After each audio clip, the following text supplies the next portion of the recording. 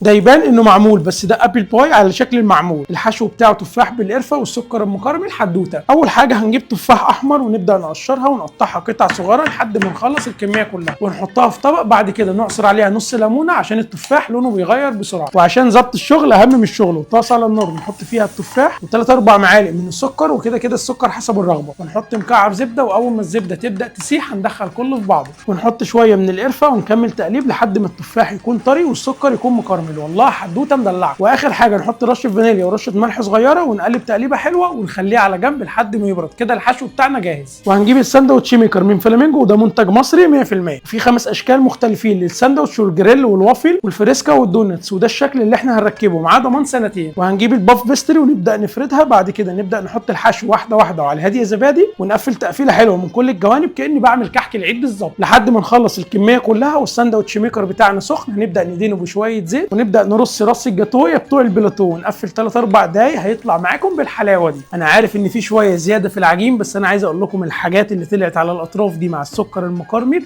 طعمها احلى من المحشيه. سهله وبسيطه واي حد يقدر يعملها، ولو عندكم اطفال خليهم يشاركوا معاكم التفاصيل الحلوه دي. هنطلعها ونحطها على طبق التقديم، وممكن نحط عليها شويه سكر او اي صوصات احنا بنحبها. وكده كده اكلتك ودلعها. وعندهم خدمات ما بعد البيع عشان هم المصنع. واعمل سيف للحلقه دي وتاكد انك عامل لي فولو على الانستجرام عشان في دلع جاي. سلام. حدوته تستاهل التجربه. سلام.